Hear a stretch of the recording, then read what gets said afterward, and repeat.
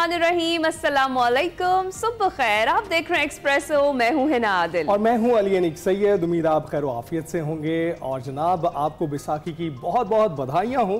बैसाखी एक ऐसा त्यौहार है जो कि हार्वेस्ट फेस्टिवल कहलाता है और एक अरसे से बरसगीर में मनाया जा रहा है। मुख्तलिफ रिलीजन में इसकी और भी अहमियत है और फसलों की कटाई के हवाले से और उसके पकने के ऐलान के हवाले से ये त्यौहार मनाया जाता है, क्योंकि ये किसानों के लिए बड़ी खुशी का वक्त होता है जब वो अपनी मेहनत का फल हासिल करते हैं। और ये दिन उम्मीद और तजदीद के पायदार जज्बे की याद दहानी करवाता है, उसके तौर पर मनाया जाता है, जो हमारी बिरादरियों को मुत्तहिद करता है और हमारी कौम की तश्कील करता है। बैसाखी हर मैदान में खुशहाली, हर दिल को सुकून और पाकिस्तान के कोने कोने में तरक्की लाए, हम यही उम्मीद करते हैं। जी हाँ, और हम आपको मुबारकबाद देते हैं आज के दिन के हवाले से। जनाब, कंग्रेचुलेट तो हमने आपको कर दिया है, अब आपको थोड़ा सा अलर्ट भी करना है, आपने अपना बहुत सारा ख्याल रखना है। मौसम की तब्दीली का हमने आपको बताया, मौसम इंतहाई तब्दील हो चुका है और शदीद किस्म की गर्मी जो है ना वो आने ही वाली है। गर्मी तो वैसे ही बहुत ज़्यादा आ गई है।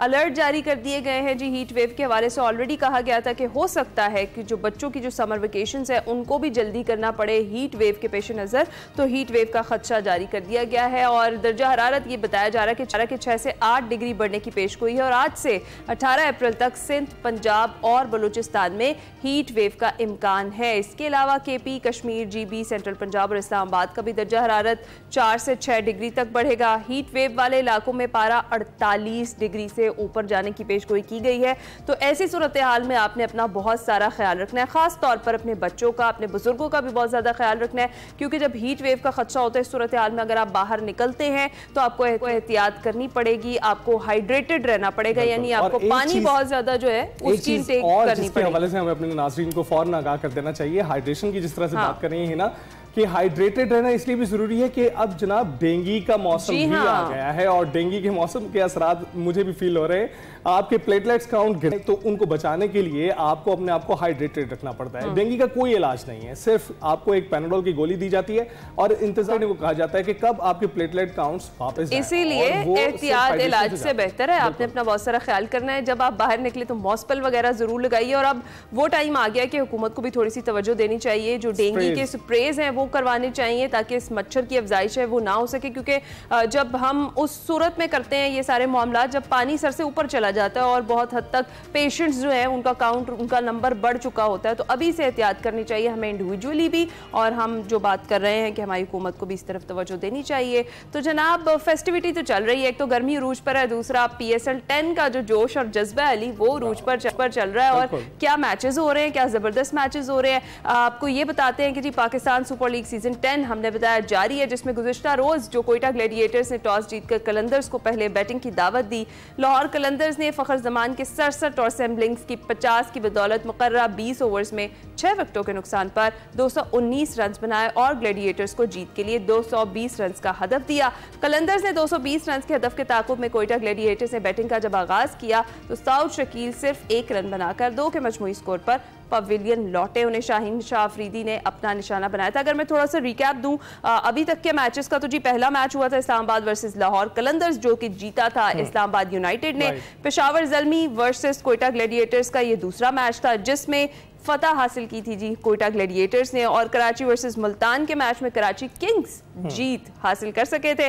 और जी जनाब, ये जो चौथा मैच था जिसका भी मैंने जिक्र किया है, लाहौर कलंदर्स वर्सेस कोयटा ग्लैडिएटर्स, तो लाहौर कलंदर्स से फतह अपने नाम की। और 5वां मार्का जो है वो आज होना है Peshawar Zalmi versus Islamabad United. Islamabad United दूसरी फतह के लिए मैदान में उतरेंगे और पेशावर ज़ल्मी की कोशिश होगी कि जीत जो है वो अपने नाम करें। बिल्कुल, स्पोर्ट्स की तरह हमारे सैयद मोहम्मद अवैस और रिशाद महमूद साहब इस वक्त हमारे साथ मौजूद हैं। दोनों साहिबान का बहुत बहुत शुक्रिया। सबसे पहले बताइएगा अवैस, कैसे हैं आप? ठीक ठाक हैं?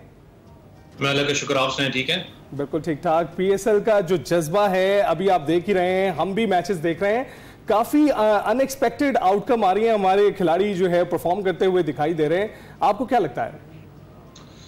देखिए, पाकिस्तान का 10th एडिशन ऑब्वियसली सबकी नजरें पाकिस्तान सुपर लीग पे इसलिए भी है। मैंने कहा ना कि अगर आप start of the Pakistan super league की बात करें तो 19 कंट्रीज से मोर देन 500 कुछ प्लेयर्स ने रजिस्ट्रेशन दी थी और कुछ आपको बड़े नाम भी इसके अंदर आहिस्ता आहिस्ता शामिल होते हुए नजर आ रहे हैं। जरूर कहते हैं ना कि ना कहीं आपकी पॉजिटिविटी भी है, थोड़ा सा मैं कहता हूँ नेगेटिव इम्पैक्ट इस सेंस में जरूर है कि आपको अब टीम्स अब बढ़ानी पड़ेंगी। आप मुझे पता 10th एडिशन है, इसके बाद थोड़ा सा रिवाइवल ईयर ऑफ की तरफ आप जा रहे हैं, रिवाइव करेंगे सारे मामला।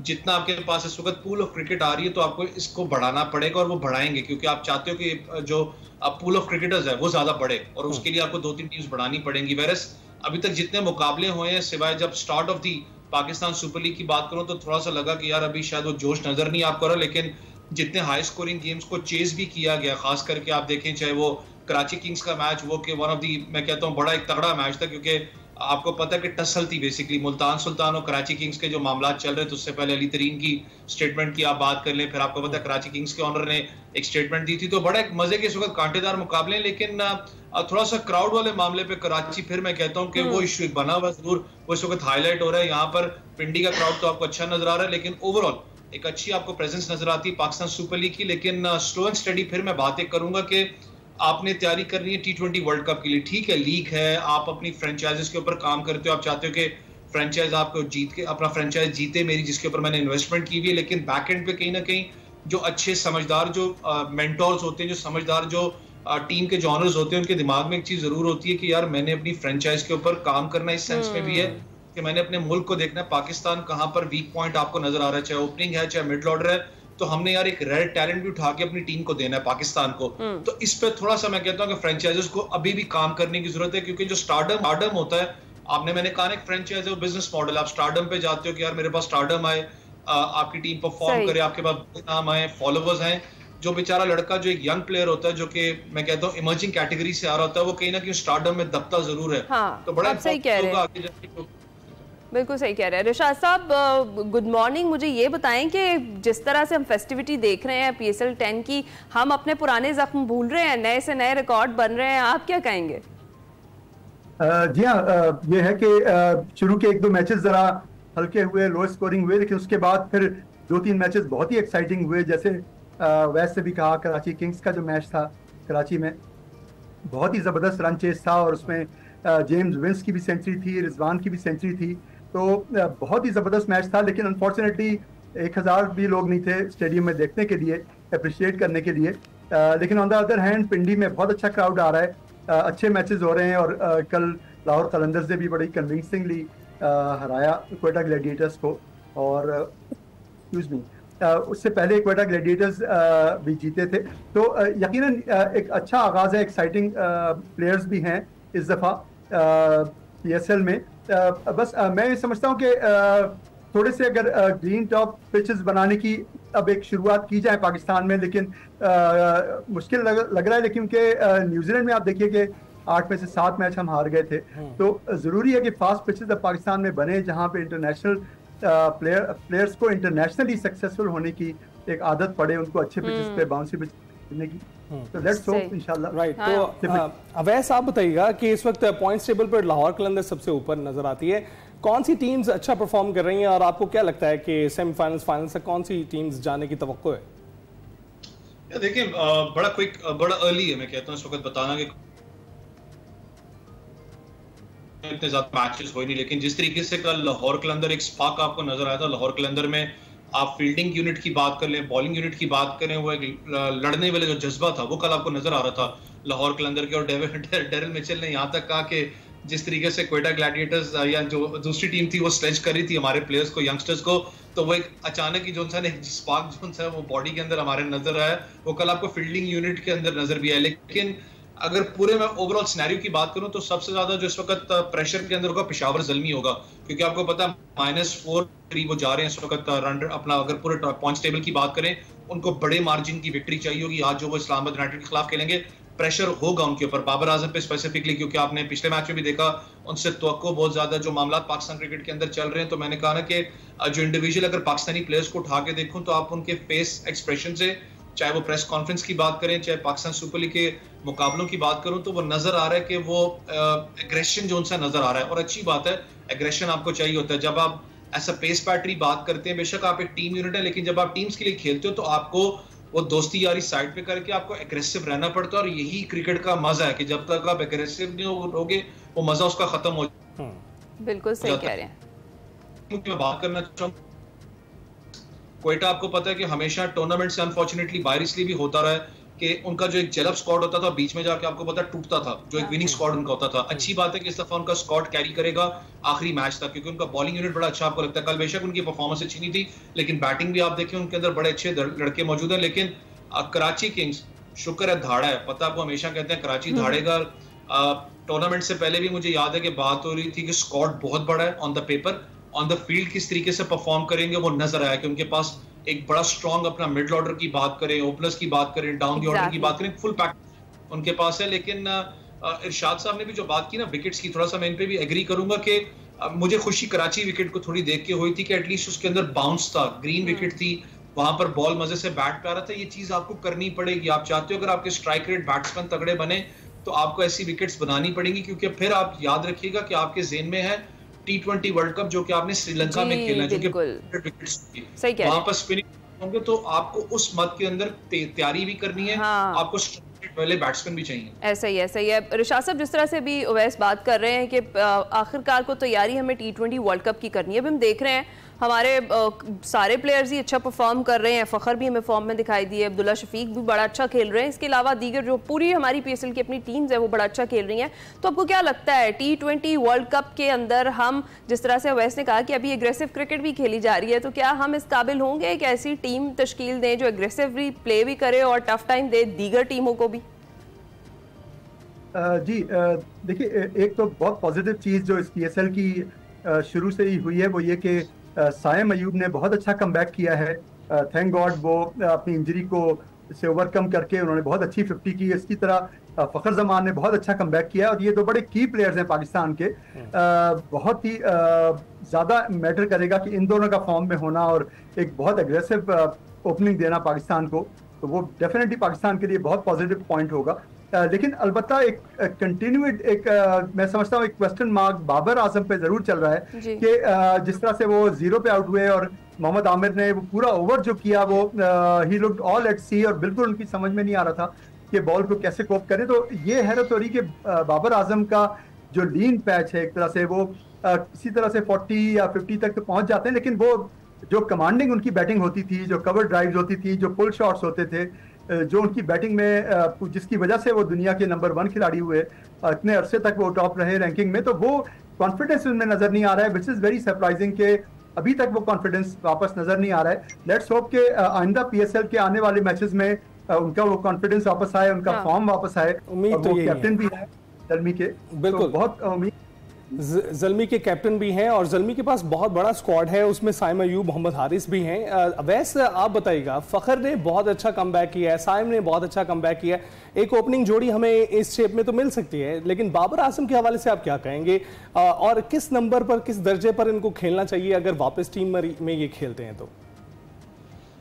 देखें, फ़खर की अच्छी बात है, फिटनेस भी उनकी अच्छी लग रही है। कल जो उन्होंने कैच भी पकड़ा है, बेशक वो डाइविंग कैच नहीं था, लेकिन ऑब्वियसली आपको स्ट्रेच करना पड़ता आगे के लिए, तो पता लग रहा था कि फिटनेस में वापस आहिस्ता आहिस्ता फिर इनिंग्स उन्होंने कल बड़ी अच्छी खेली। वो कल मुझे याद है कह भी रहे थे कि जब मैंने पहले 100 स्कोर की थी, 50 शायद, तो मेरी वालदा यहाँ मौजूद थी, कल भी उनकी वालदा मौजूद थी, तो वो इनिंग्स बड़ी जबरदस्त उन्होंने की बात करें तो वो फिटनेस सही, मेरा ख्याल है कि राब्ता मुनक़ता हो गया है। प्रेजेंट है। अवैस आपको आवाज आ रही है? और अच्छी बात है कि अगर आप जी आपको मेरी आवाज आ रही है? जी जी बिल्कुल, आप कंप्लीट कीजिए अवैस। वैसे गालिबन राब्ता मुनक़ता हो गया है। रिशाद साहब की जानिब चलते हैं। जिस तरह से भी हम बात कर रहे हैं टीम्स की और अपने मैचेस की, तो आज का जो मैच है उस पर ज़रा बात कर लेते हैं। इस्लामाबाद यूनाइटेड का पेशावर ज़ल्मी से आज टाकरा होना है और इस्लामाबाद यूनाइटेड जो है वो दूसरी जीत के लिए मैदान में उतरेगी, जबकि पेशावर ज़ल्मी की कोशिश होगी कि पहली जो फतह है वो अपने नाम कर ली जाए। तो कैसे देखते हैं आज के मैच को और कौन सी टीम आपकी फेवरेट है आज? जी मैं तो इस्लामाबाद यूनाइटेड को ही फेवर करूंगा। ऑल्दो जैसे बात बिल्कुल सही हो रही कि भाई बहुत टफ मैच तो है, लेकिन अच्छा स्क्वाड है बहुत पेशावर ज़ल्मी का भी, और उनको फॉर्म में अब आना चाहिए, पूरी तरह से परफॉर्म करना चाहिए। लेकिन मैं समझता हूँ ज़रा सा एज है इस्लामाबाद यूनाइटेड को क्योंकि वो जीते भी हैं मैच, तो मुझे लगता है कि उनको एज है। अलबत्ता ये कि ये देखना पड़ेगा कि यहाँ पे क्या बैटिंग ऑर्डर कोई पेशावर ज़ल्मी चेंज करता है इस मैच के लिए, क्योंकि हो सकता है कि बाबर अपनी पोजीशन को चेंज करें, वो थोड़ा सा और एग्रेसिव होके खेलें, तो that will really be a difference. मैं समझता हूँ कि बहुत बेहतर उससे फर्क पड़ेगा डेफिनेटली। अवैस, क्या आप हमारे साथ हैं? जी जी, मैं आपके साथ जी। तो अवैस, आप बताइएगा कि इस्लामाबाद के पास कॉलिन मिनरो हैं, मैट शॉर्ट हैं, जेसन होल्डर जैसे फाइटर खिलाड़ी हैं, दूसरी जानिब साइम और बाबर हैं ज़ल्मी के पास। तो रिशाद साहब तो कह रहे हैं कि ज़ल्मी के पास कम चांसेस हैं, आपको भी ऐसे ही लगता है? देखिए, इस्लामाबाद को एक एज है, पेशावर को भी ऑब्वियसली वो यहाँ पर ही खेले हैं पिंडी विकेट पे, तो उनको पता है कि पिंडी विकेट कैसी है। फिर सबसे बड़ी चीज अगर आप कॉस्ट की बात कर लें, जितना भी इस्लामाबाद यूनाइटेड का कैंप है आपको तगड़ा नजर आता है, उनके अंदर एक नजर आता है कि कंस्ट्रक्टेड इनिंग्स खेलने वाले भी हैं, एग्रेसिव क्रिकेट खेलने वाले भी हैं, और हमेशा से थिंक टैंक बड़ा इंपॉर्टेंट रहा इस्लामाबाद यूनाइटेड का थ्रू आउट जो पाकिस्तान सुपर लीग की जर्नीज रही हैं। लेकिन अगर पेशावर ज़ल्मी की आप बात करें, मैं खुद भी चाहूंगा कि आज पेशावर जीते, क्योंकि पेशावर ज़ल्मी बहुत बड़ी साइड है। जिस तरीके से वो फ्लेवर एक कैरी करते हैं, चाहे वो मेहनत करती है पीछे मैनेजमेंट बैठ के उसकी, चाहे वो थिंक टैंक बैठे हुए हैं, साइड बहुत बड़ी है। लेकिन पर्सनली मेरा एक थॉट जरूर था कि साइम अयूब और हारिस अगर ये ओपनिंग करते तो ज्यादा शायद आपको एक क्वेश्चन मिलता, क्योंकि हारिस एक किस्म के प्लेयर हैं जो कि जब सर्कल अपना बंद होती है तो वो ज्यादा स्कोर एग्रेसिवली करते हैं, थोड़ा सा आपको रिलैक्स पोजीशन के अंदर नजर आते हैं। वैसे जब प्रेशर सिचुएशन होती है तो हारिस का थोड़ा मोड ऑफ क्रिकेट डिफरेंट हो जाता है। जैसे उस दिन बाबर आउट हुए तो वो डिफरेंट मोड ऑफ गेम के अंदर चले गए थे, तो शायद अगर ये एडजस्टमेंट हो जाए, बाबर अगर वन डाउन आ जाते हैं तो शायद आपको थोड़ा सा मिडिल ऑर्डर के अंदर क्वेश्चन और ज्यादा मिल जाता है, जो कि जरूरी होगा पेशावर ज़ल्मी के लिए। कैटमोरे की बात करें, आपको पता है जब वो अपने दिन पे हो तो किस किस्म की इनिंग्स खेलते हैं, बड़ी ब्रूटल इनिंग्स खेलते हैं। कैटमोरे भी साइड बहुत बड़ी है, लेकिन शायद उस दिन जिस तरीके से परफॉर्मेंस थी क्वेटा ग्लैडिएटर्स की वो एक्सेप्शनल थी। मोहम्मद आमिर की बात करें, जिस तरीके से उन्होंने बॉलिंग करवाई, इसलिए कहते हैं ना एक्सपीरियंस बहुत ज्यादा मैटर करता है, चाहे T20 के अंदर आप खेल रहे हो। वो माइंडसेट जो गेम होती है, Mohammad Amir obviously one of the biggest bowlers अपना रहे हैं पाकिस्तान क्रिकेट के अंदर, वो माइंडसेट बड़ा इंपॉर्टेंट था। लेकिन इंटरेस्टिंग कॉन्टेस्ट जरूर है।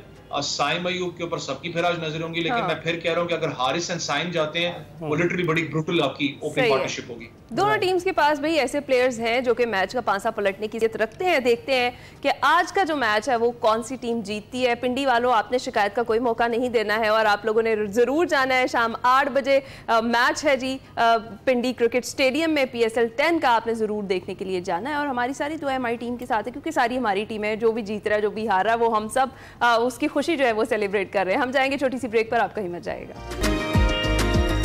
Welcome back. आपने चंद रोज कबल देखा होगा बिलावल भुट्टो जरदारी को एक टेनिस नुमा जो रैकेट है वो पकड़े हुए और वो एक खेल खेल रहे थे। बस वो दिन है और आज का दिन है, उस खेल की मकबूलियत में मजीद इजाफा होता चला जा रहा है। बहुत सारे लोगों को उसी दिन पता चला कि कौन सा खेल है। जी हाँ, हम पैडल की बात कर रहे हैं और ये खेल कराची, लाहौर और इस्लामाबाद जैसे बड़े शहरों में बहुत मकबूलियत, तेज़ी से मकबूलियत हासिल कर रहा है। और पैडल को आमतौर पर टेनिस और स्क्वॉश का इम्तजाज समझा जाता है, क्योंकि इसके बेशतर कवानीन जो है वो टेनिस से मुशाबित रखते हैं। ताहम चंद असूल ऐसे भी हैं जो स्क्वॉश से भी लिए गए हैं, जो इस खेल को मुनफरिद और दिलचस्प बनाते हैं। पाकिस्तान पैडल फेडरेशन की ज़ेरे तमाम नेशनल पैडल चैंपियनशिप 11 से 13 अप्रैल तक कराची में मुनक्किद हुई है और 3 रोज़ा इवेंट में मुल्क भर से खिलाड़ियों ने शिरकत की। मर्दों के मुकाबले में कराची से ताल्लुक़ रखने वाले आदिल अल्लाहवाला और हशीश कुमार ने कामयाबी समेटी, जबकि ख़वातीन की कैटेगरी में कराची की सना ताबा और नतालिया जमान ने टाइटल अपने नाम किया है। मिक्स्ड डबल्स की कैटेगरी में इस्लामाबाद के सामी ज़ेब और सारा मंसूर फातेह करार पाए। चैंपियनशिप में शानदार कारकर्दगी दिखाने वाले खिलाड़ियों को मुबारकबाद कि वो अब पाकिस्तान की कौमी टीम का भी हिस्सा बनने वाले हैं और उन्हीं में से मुंतखब खिलाड़ी जो हैं वो रवा बरस अक्टूबर में सऊदी अरब रियाद में खेली जाने वाली एशियन पैडल चैंपियनशिप में पाकिस्तान की नुमाइंदगी कर सकेंगे। जी हाँ, मजीद इस दिलचस्प गेम कामयाब इवेंट के इनेकाद पर हम बात करते हैं। हमारे साथ मौजूद हैं मुदस्सिर रज़ा कराई साहब, सीनियर नायब सदर हैं पाकिस्तान पैडल फेडरेशन के। अस्सलाम वालेकुम, गुड मॉर्निंग सर, कैसे हैं आप? वालेकुम सलाम, गुड मॉर्निंग सर। सबसे पहले तो कंग्रेचुलेट करेंगे आपको, बहुत बहुत ज़्यादा मुबारक हो इस कामयाब इवेंट के इनेकाद पर। हमें ज़रा ये बताइएगा कि नेशनल पैडल चैंपियनशिप 2025 के पीछे क्या विजन था? बेसिकली पाकिस्तान पैडल फेडरेशन का जो विजन है गेम को प्रमोट करना है from the grass root level, और जो पाकिस्तान में जो हिडन टैलेंट है इसको हमने इंटरनेशनल लेवल पे लेके जाना है। और जब तक इस टैलेंट को हम पॉलिश नहीं करेंगे और एक्सप्लोर नहीं करेंगे तो ये पता नहीं चलेगा। तो इसलिए हमने ये नेशनल चैम्पियनशिप मुनक्किद की और इसके अंदर बहुत आउटस्टैंडिंग टैलेंट हमें मिला है जिसको हम अभी पॉलिश करेंगे और इंशाल्लाह फॉरेन कोच को हम इनवाइट कर रहे हैं, जिसके ट्रेनिंग कैंप के बाद पाकिस्तान पैडल टीम जो है एशियन चैम्पियनशिप में शिरकत के लिए सऊदी अरब जाएगी माह अक्टूबर में। इसके साथ साथ जो है वर्ल्ड कप का क्वालिफाइंग राउंड भी है, तो पाकिस्तान की टीम उसमें भी इंशाल्लाह शिरकत करेगी और हमारी पूरी कोशिश है कि पाकिस्तान की टीम जब पहली दफ़ा जाए और इंशाअल्लाह विक्ट्री स्टैंड पे और पाकिस्तान का झंडा बुलंद करे। बिल्कुल। तो मुदस्सिर साहब ये बताइएगा कि सारी दुनिया में तो ये खेल मकबूल हो ही रहा है, पाकिस्तान में इसके मकबूल होने की क्या वजूहत आपको लगती हैं? देखिए अभी तक तो ये जो गेम है एलीट क्लास में खेला जा रहा है, हम कोशिश कर रहे हैं ग्रास रूट लेवल पे लगाए। जो मकबूल ये हो रहा है अभी, ये एक मकबूल होने की मेन वजह इसकी ये है कि ये एक इंडस्ट्री का जो रूप इख्तियार कर लिया है। जो बिजनेसमैन या जो भी इस क्लब को रन कर रहे हैं वो basically money making, money earning के लिए इस्तेमाल कर रहे हैं। जो इसका एक कोर्ट की एक स्लॉट है वो 8,000 to 10,000 11,000 पर आवर की वो जाती है। खिलाड़ी खेलते हैं, लोग इंटरटेनमेंट के लिए जाते हैं, जगह जगह पैडल कोर्स बन गए हैं। इसी वजह से जो ये इसकी मकबूलियत भी बढ़ रही है, खेल में इजाफा भी हो रहा है और जो बिजनेसमैन हैं उन्होंने इसको एक इंडस्ट्री के अंदर इसको लिया है एक किस्म का, और हर जगह पैडल कोर्ट बन रहे हैं और लोग इससे मनी मेकिंग कर रहे हैं, अर्निंग हो रही है। सही है। जिस तरह से अभी आपने कोर्ट का जिक्र किया है सर, तो इसका जो कोर्ट है इसकी साख्त और साइज़ के हवाले से ज़रा हमें कुछ बताएं कि वो कैसा होता है, और दूसरा ये कि पाकिस्तान में आपके ख्याल में है आलमी मेयार के कोर्ट्स दस्तयाब क्या, फिर या नए कोर्ट बनाने की कोई मनसूबाबंदी भी की जा रही है, खासतौर पर जो छोटे शहर हैं वहाँ पर? जी, जो पैडल का कोर्ट है बेसिकली ये टेनिस और स्क्वैश को मिक्स करके बनाया गया है।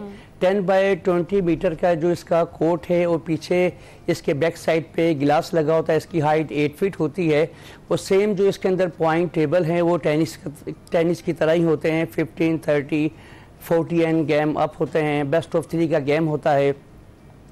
इस वक्त पाकिस्तान के अंदर 112 जो है कोर्ट मौजूद हैं और हमने जो सर्वे किया है उसके मुताबिक अभी तक इंटरनेशनल स्टैंडर्ड का जो एक मेयार है उसके मुताबिक जो है कोई ऐसा स्टेडियम नहीं है कि जहाँ पे इंटरनेशनल टूर्नामेंट हो सके, क्योंकि जितने भी क्लब्स बने हैं उन्होंने अपने ही स्टैंडर्ड के मुताबिक उसका पैटर्न सेट किया है कि ज़्यादा अर्निंग हो सके, कि अगर 6 कोर्ट हैं या 7 कोर्ट हैं वो जितने ज़्यादा उसकी स्लॉट बिकेंगी, क्योंकि उस पर उन्होंने स्पेस नहीं दिया गया कि आउटसाइड जो स्पेस होता है फ्रंट और बैक पे ऑडियंस बैठने का होता है, लेफ्ट राइट पे चेंजिंग रूम और दूसरे जो ice box, VIP room, media room, इस तरह की फैसिलिटीज़ नहीं है।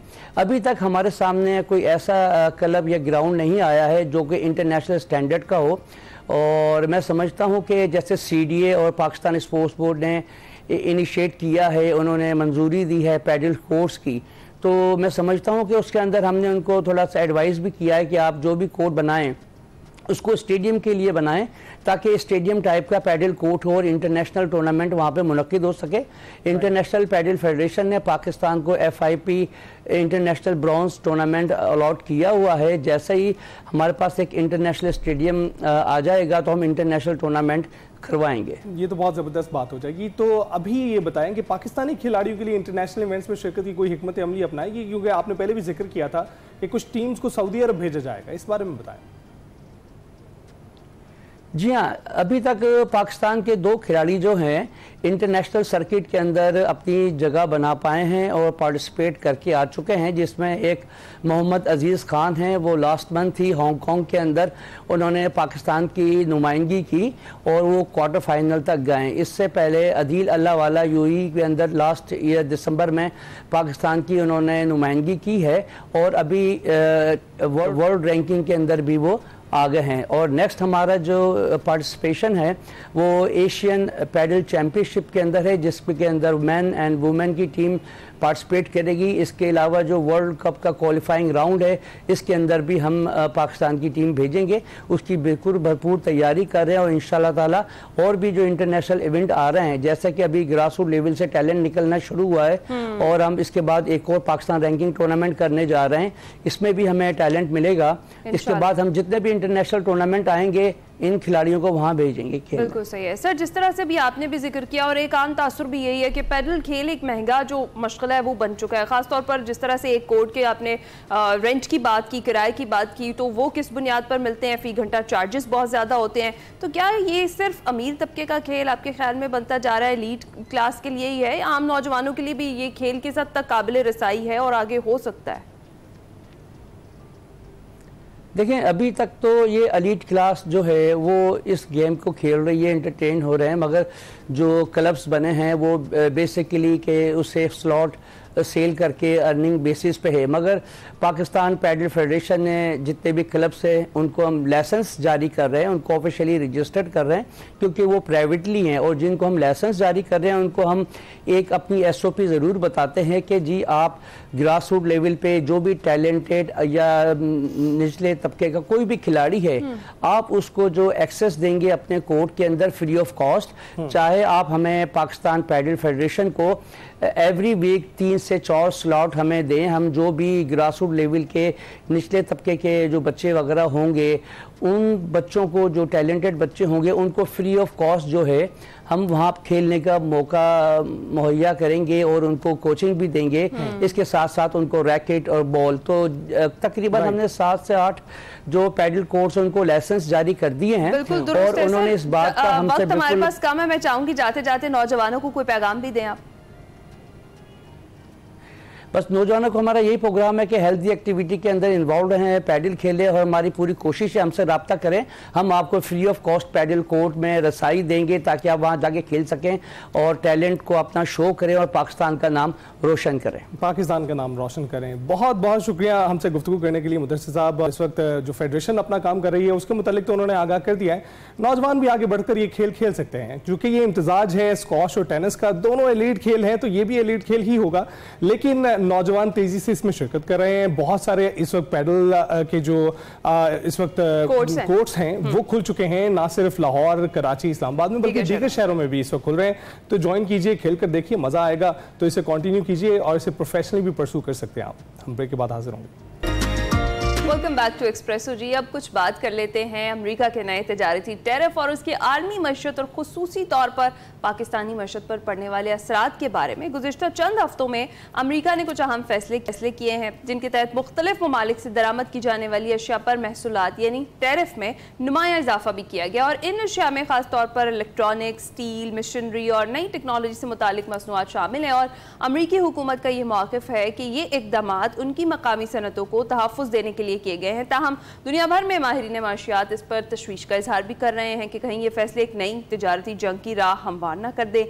ये इक़दामात न सिर्फ चीन, यूरोप और दीगर बरामद कुनिंदा ममालिक के लिए अहम है, बल्कि पाकिस्तान जैसे तरक्की पजीर ममालिक भी इस आलमी तिजारती दबाव से मुकम्मल तौर पर महफूज नहीं रह सकते। और सबसे अहम सवाल यह है कि इसके असरात आलमी मईशत और हम जैसी तरक्की पजीर ममालिक की मार्केट्स को किस हद तक मुतासिर करेंगे। इन तमाम अहम सवालात के जवाब जानने के लिए आज हमारे साथ मौजूद है माहिर आफ्ताब सिद्दीकी साहब, जो बैनुल-अक़वामी माशियात पर गहरी नजर रखते हैं। उन्हीं से बात कर लेते हैं। बिल्कुल आफ्ताब साहब, थैंक यू वेरी मच हमें ज्वाइन करने के लिए। आप कैसे हैं? It's a pleasure to be here Ali. Thank you very much. अच्छा, सबसे पहले हम जानना चाहेंगे ये टैरिफ लगाने की जरूरत क्यों पेश आई, और डोनाल्ड ट्रंप कभी टैरिफ लगा रहे हैं, कभी 90 दिन के लिए वापस ले रहे हैं, ऐसा क्यों करते हुए आपको वो नजर आ रहे हैं? आई थिंक दो चीज़ें हैं इसमें अली। फर्स्ट इज़ कि हमें ये समझना चाहिए कि किस किस्म की पर्सनैलिटी से हम डील कर रहे हैं। Donald Trump is a very strong personality, he has got a mind of his own, despite of whatever we think of कि US के जो इंस्टीट्यूशन हैं बहुत स्ट्रॉन्ग हैं, but Donald had his own view of how to sort of make a generational shift in the economic kind of setup of the world basically. और वो ये चाह रहे हैं कि जिस तरह ओवर द पीरियड जो मैन्युफैक्चरिंग बेल्ट है US की वो ख़त्म हो गई है, लोगों के पास जो स्किल्ड लेबर है उनके पास जॉब्स कम है, they would not be able to train their workforce as quickly as possible, कि वो नई स्किल्स के साथ आप समझ लें वर्क मार्केट में आते। तो एक बहुत बड़ी तादाद है जो कि चाह रही है कि मैन्युफैक्चरिंग जो है ना US में वापस आए, और मैन्युफैक्चरिंग भी वो वाली जो कि हाई टेक मैन्युफैक्चरिंग है वो UK में वापस आए। तो इस वजह से आई थिंक उनका फोकस है कि ज़्यादा से ज़्यादा मेड इन अमेरिका वाला जो एक मॉडल है वो उन्होंने ये कहा नहीं है, लेकिन ये कि मेड इन अमेरिका जो है वो चाह रहे हैं, इसलिए वो टैरिफ्स लगा रहे हैं ताकि लोगों की जो जितनी भी बड़ी बड़ी अमेरिकन कंपनीज हैं, Apple, Microsoft, all of these, they're pushing them to bring their manufacturing back into the US, which is a tough call. लेकिन ये कि जैसे मैंने कहा कि एक generational shift है, इसमें time लगेगा. It's not a 5-year thing, it's a 50-year thing if he wants to ये चीज़ वो कर सके. तो उसमें बहुत बड़ा टर्मोइल मैं और आप देख रहे हो, पाकिस्तान जैसा मुल्क डेफिनेटली उससे इम्पैक्ट होगा. सही है. तो सर जिस तरह से अभी आपने भी जिक्र किया कि ट्रंप की चाह रहे हैं कि जो पैदावारी सलाहियत है अमेरिका की उसे बढ़ाया जाए, आपको लगता है कि मुमकिन होगा? क्योंकि ऑलरेडी हम देखें तो चाइना इसमें आगे है, और अगर इस तरह की कोई सूरत हाल बनती है तो क्या अमेरिका के लिए फ़ायदेमंद साबित हो सकेगी? नहीं, जैसे मैंने कहा ये टर्मोइल आएगा. अब आपने बात की कि चाइना बहुत आ गया. देखिए एप्पल फ़ोन अगर आप हम सब के हाथ में होता है, एप्पल के तकरीबन कुछ 350 से ऊपर पार्ट्स हैं. एप्पल का एक एक पार्ट जो है वो दुनिया के किसी और हिस्से में मिलता है, और एप्पल कंपनी का जो पूरा बिजनेस मॉडल है वो यही है कि cheap manufacturing, keeping the quality high, and that's they can only achieve in China, nowhere else. Basically वो हाईटेक जो मैन्युफैक्चरिंग है वो वहीं पाई जाती है, या पैदावारी सलाहियत जो आपने कहा. जी बिल्कुल एग्जैक्टली. इंडिया में अभी देखें, इंडिया में अभी उन्होंने 2 प्लांट पहले किए थे तमिलनाडु में, और अब उसके बाद वो कोशिश कर रहे हैं कि 2 और प्लांट शुरू करें. लेकिन वो जो है ना, वो उनका जो आप समझ लें 5% ऑफ जो एप्पल की जो रिक्वायरमेंट है वो भी नहीं वो पूरी कर सकता. मैन्युफैक्चरिंग रिक्वायरमेंट है वो भी नहीं पूरी कर सकता. तो इंडिया में ये बहुत पहले से ये एक तरह की आप समझ लें कि चाइना को सप्लाई चेन से हटाने की कोशिश पहले से चल रही थी, लेकिन ये कि it will take time, because Apple का तो बिजनेस मॉडल ही ये है बेसिकली. एप्पल अगर आज बनना शुरू हो जाए अमेरिका में, which is highly impossible, but still तो आप बात करें कि एक फोन $5,000 का हो जाएगा कहीं जाकर. राइट. तो आफ्ताब साहब आप देख रहे हैं कि लीडिंग जो कंपनीज हैं, अगर दूसरी तरफ आयत किया जाता है, मिसाल के तौर पर चाइना पर 125% उस पर नाफिज कर दिया जाता है, और ज्यादातर मैन्युफैक्चरिंग एप्पल की वहीं पर हो रही है, तो ये चाइना को नुकसान पहुंचाना है, ये एप्पल कंपनी को नुकसान पहुंचाना है? क्योंकि बहुत सारी कंपनी तो इतना मुनाफा भी नहीं कमाती. सबसे ज्यादा लीडिंग मुनाफा मोबाइल की दुनिया में एप्पल के पास ही है. बिल्कुल आपने सही कहा. टेक्नोलॉजी के दुनिया के अंदर जो सबसे बड़ी वैल्यूएबल कंपनी है वो एप्पल है, लेकिन चाइना के अंदर उनका इस वक्त सारा जो फ़ोन है वो बन रहे हैं. वियतनाम में इस वक्त मैकबुक बनता है. मैकबुक जो हम पकड़ते हैं वो जो हमारे हाथों में हो, वो इस वक्त वो वियतनाम से आ रही, तो वियतनाम पे भी टैरिफ्स हैं. तो वो एक्चुअली जो उसमें जो इनिशियल जो हिट आएगा वो बेसिकली इन फर्म्स की स्टॉक मार्केट पे आएगा. Apple has already lost billions of dollars in stock market valuation because of this tariff situation, जो कि अभी आप समझिए कि still up in the air है. basically it can still be sort of go anywhere, because China has taken a retaliatory approach which very unlike Chinese. I think आप उनकी जो एक तरह की अप्रोच टुवर्ड्स इंटरनेशनल रिलेशन या trade देखें वो इस तरह करते नहीं है, लेकिन इस दफ़ा उन्होंने काफ़ी सीवियर किस्म की और इमीडिएट रिस्पांस दी है. तो इट विल आई थिंक आपका सवाल का जवाब यही है कि I think both would suffer. The Chinese manufacturing will also suffer, and the other thing is the stock market will also suffer. The valuation of this companies will suffer. Alright. और sir Pakistan की बात करें, पाकिस्तान जैसे तरक्की पजीर मुल्क पर क्या असर होगा इस टैरिफ का, और किस तरीके से पाकिस्तान फ़ायदा उठा सकता है, या जिस तरीके से हमारी स्ट्रेटजी अभी फिलहाल तो यही कहा गया है कि जाकर बात की जाएगी, एक वफ्द जाएगा, तो आपको क्या लगता है कि पाकिस्तान इस सारी सूरत हाल से किस तरह से फ़ायदा उठा सकता है? आई थिंक पाकिस्तान के लिए it's a multi dimensional challenge. देखिए 2 चीज़ें होने जा रही हैं ना. एक ये चीज़ है कि हम पे टैरिफ हैं, हम बहरहाल हमारे जो टैरिफ्स हैं वो कंपैरेटिवली बांग्लादेश, इंडिया, वियतनाम जो हमारे कंपेटिटर हैं हमारी टेक्सटाइल इंडस्ट्री के अंदर, उनसे हमारे फ़िलहाल कम है. हमारी सबसे बड़ी एक्सपोर्ट ही टेक्सटाइल है. तो हमें टेक्सटाइल को प्रिजर्व करने के लिए, बिकॉज हमारा पूरा इंफ्रास्ट्रक्चर इस वक्त पाकिस्तान का, हमने मतलब आप पिछले 50 साल में जो इंडस्ट्री डेवलप की है, जिसको हमने रिबेट्स दिए हैं, जिसको हर किस्म की सहूलत दी है, वो टेक्सटाइल है. तो उसी पे ये हिट आने वाला है. लेकिन उसमें एक चीज़ है, वो चीज़ ये है कि हमें ये सोचना चाहिए कि टेक्सटाइल के सेक्टर को प्रिजर्व करने के लिए हमें टुवर्ड्स जाना चाहिए free trade agreement with US. Because आप WTO के जो वर्ल्ड ट्रेड ऑर्गेनाइजेशन है उसके फ्रेमवर्क में रहते हुए किसी तरह भी आप वो जो है ना फैसिलिटी नहीं दे सकते. तो I think to be honest with you, जो ट्रंप की सिचुएशन है and what I have seen, जो इंटरनेशनल मार्केट्स में इस वक्त सिचुएशन हो रही है और जैसे दूसरे ममालिक रिएक्ट कर रहे हैं इन टैरिफ्स को, I think Pakistani government should come forward and say कि यार we are not going to put any taxation in tariffs on US products, and we make it open for the US product to come in, what will happen is that will give a very solid message to and positive message to Trump in itself, because Trump आप समझ लेंगे बहुत personality driven आदमी है। वो देखते हैं कि उन्होंने जो कहा है उसका रिएक्शन या उसका डायरेक्ट रिएक्शन दूसरे लोगों ने क्या दिया है। If you put that forward probably we get a kind of positive response from Trump, and from there onwards देखिए हमारे यहाँ पे बहुत बड़ी इस वक्त कॉपर एंड गोल्ड माइन की डेवलपमेंट चल रही है। We have got a lot to offer to US, because सब कुछ हुआ है, लेकिन जो मेटल मिनरल जैसे कहते हैं कॉपर, लिथियम, ये सारे जो चीजें उन पे कोई टैरिफ्स नहीं आया, तो हमारे पास वो मार्केट भी खुली हुई है बेसिकली। उसकी इंपोर्ट के लिए हम रिफाइनिंग फैसिलिटीज वगैरह यूएस से ले और वहां पे काम उनके साथ मिलकर काम करें, तो अपना ट्रेड डेफिसिट कम करें। हमारा ट्रेड डेफिसिट बहुत बड़ा नहीं है in larger scheme of things as far as the US is concern. बिल्कुल ठीक। आफ्ताब साहब बहुत बहुत शुक्रिया हमें सारी सूरत हाल से आगाह करने के लिए। और ट्रेड डेफिसिट है जिसे डोनाल्ड ट्रंप जो है वो कोशिश कर रहे हैं कि अमरीकी ट्रेड डेफिसिट को कम किया जाए, अमरीका की मईशत को किसी तरह से बहाल किया जाए, लेकिन पाकिस्तान के लिए जरूरी ये है कि जहां पर टेक्सटाइल की इंडस्ट्री है वहां पर मुख्तलिफ शोबे जो जहां पर अमरीका के साथ ट्रेड चल रही है उस पर काम करें। और ये जो रेयर अर्थ मिनरल्स वाली बात की आफ्ताब साहब ने, वो बहुत जरूरी है, क्योंकि चाइना ने इसको लिमिटाइज करने का भी इंदिया दिया था, और अगर पाकिस्तान उसको फराहम कर सकता है तो ये पाकिस्तान के लिए खुशाइंद होगा। हम ब्रेक पर जाएंगे। Welcome back. Top of the hour हम बात करेंगे कि अभी बहुत कुछ है हमारे शो में एंटरटेनमेंट को लेकर, खासकर एक एक्टर मॉडल उनसे आपकी मुलाकात करवाएंगे, गुलकार भी हैं जिनसे आपको कुछ सुनवाएंगे भी, लेकिन अभी बारी है सेगमेंट निकले तेरी तलाश में, जिसमें आपको बताया कि नई नई दुनियाएं तस्कीर करते हैं। आज मुस्तनसर हुसैन साहब हमें तबसरा करते हुए दिखाई दे रहे हैं जो पीटर फ्रैंकोपैन हैं, उनकी किताब द सिल्क रोड्स पर। आइए चल कर देखते हैं।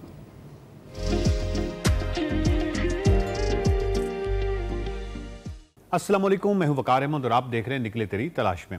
निकले तेरी तलाश में एक बहुत ही दिलचस्प सिलसिला है जिसमें मुस्तनसर हुसैन ताड़ साहब जो हैं वो हमारे मेहमान होते हैं और हम हर हफ्ते उनसे सवाल पूछते हैं। बहुत शुक्रिया ताड़ साहब। आज का जो मेरा सवाल है वो शारा रेशम के हवाले से, क्योंकि अमूमी तौर पर जब शारा रेशम या सिल्क रूट हमारे ज़हन में एक लफ्ज़ आता है तो किसी एक सड़क का खदो खाल उभरते हैं, या कुछ शायद ये किसी एक रूट का नाम है जो कि शारा रेशम है, कोई एक सड़क है जो कहीं से गुजरती थी और पाकिस्तान में दाखिल होती थी। ज़्यादा जो मशहूर हुई ये तरकीब या ये जो लफ्ज़ है शारा रेशम का पाकिस्तान में सिल्क रूट का, ये 90s में गालबन जब गुलमित में और हुंजा में सिल्क रूट फेस्टिवल का इनेकाद किया गया, तो आज भी जब हम सिल्क रूट लिखते हैं तो बहुत सारी वो तस्वीरें आती हैं। दरअसल सवाल ये है कि शारा रेशम का पस मंज़र यानी ये कितना बड़ा सड़कों का जाल था, ये कितना बड़ा नेटवर्क था, और किस तरह कल्चरल और मुख्तलिफ अलूम की जो एक्सचेंजेस हुआ करती थी, क्योंकि हमारे ज़हन में आता है कि शायद पुराने वक्तों में मुख्तलिफ जगह जो थी वो अलग-अलग स्कैटर्ड हुआ करती थी, लेकिन वो किस तरह रवाबित थे, और इन रवाबित में शारा रेशम का जो सिलसिला है सड़कों का, उसका किरदार क्या रहा? आजकल बड़ी मुस्तअमल है ना ग्लोबलाइजेशन के जी, एक दुनिया एक विलेज बन चुकी है, इतनी करीब आ चुकी है, या ये सब सिविलाइजेशन हो गया या ईस्ट एंड वेस्ट वगैरह वगैरह। तो ये मैं समझता हूँ कि ये मतलब तारीख़ फहमी उन लोगों में ज़रा कमज़ोर है जो कहते हैं ग्लोबल विलेज वगैरह। मेरे हिसाब से जो है पूरी दुनिया वो हज़ारों बरस पहले से एक ग्लोबल विलेज थी। इन तमाम मुल्कों का, तहजीबों का आपस में एक्सचेंज होती थी, ट्रेड भी होती थी, गुड्स भी होती थी। मतलब है कि इंडिया में जो स्पाइसेस पाई जाती थी वो रोम में जो रेसिपीज थी वहाँ भी इस्तेमाल हो रही हैं। ठीक। और डेल्फी का जो माबद है उसके जो रेफरेंस हैं अफगानिस्तान में किसी जगह आपको मिल रहे हैं। तो ये सारा सिलसिला जारी था, ये कंटिन्यूस सिलसिला था। तो इस हवाले से एक किताब I the silk roads, road नहीं रोड्स। सही सही। हमारे जहन में तो वही, हम तो नॉन प्रैक्टिकल आदमी है। एक रोमांटिक सिल्क रोड आती है कि एक रोड है उसके ऊपर कारवान जा रहे हैं, ऊँट जा रहे हैं, यूरोप से शुरू होती है वहाँ जाके ख़त्म हो जाती है शियान में, चाइना में। लेकिन ऐसा नहीं था। बुनियादी तौर पे फ्रैंकोपैन साहब जो हैं ये बल्कि लाहौर भी तशरीफ़ लाए थे, लाहौर का लिटरेरी फेस्टिवल था, मैं अटेंड नहीं कर सका उनका lecture due to health. Oxford में पढ़ाते हैं और भी किताबें लिखी हैं। तो इन्होंने एक तो लिखा है द सिल्क रोड्स बहुत सारी, दूसरा उन्होंने लिखा है a new history of the world. Basically ये एक पूरी दुनिया की एक तारीख है उस अहद की। अच्छा, मैंने इसे जस्ता जस्ता भी पढ़ा, गौर से भी पढ़ा, और बहुत सारी चीज़ें इसमें मैं जानता था और बहुत सारी ऐसी थी जो मैं नहीं जानता था। मसलन अब इसमें एक बड़ा इंटरेस्टिंग तज़किरा है कि एक दफ़ा ये जो टर्क कबाइल है, ये सिंकियांग से लेके सारा सेंट्रल एशिया सारे टर्क थे, मुख्तलिफ इनके मतलब कबीले थे, और उनकी आपस में ये नहीं कि सुलह थी सबकी, लेकिन उनकी कुछ रिवायात मुश्तरका थी, ज़ुबान खासी हद तक मुश्तरका थी। मतलब सिंकियांग वाले जो हैं ये दे आर टर्क्स जो हैं कबीला, और इसी तरह मतलब मैं हमेशा बताता हूँ कि ये मुग़ल नहीं थे जो यहाँ पे आए थे, ये भी टर्क थे। उन्होंने टर्किश में ही अपनी ऑटोबायोग्राफी लिखी, तुज़के जहांगीरी वगैरह। सुल्तान महमूद गज़नवी भी टर्क था, ये पूरा इलाका ही वो टर्क हो गया।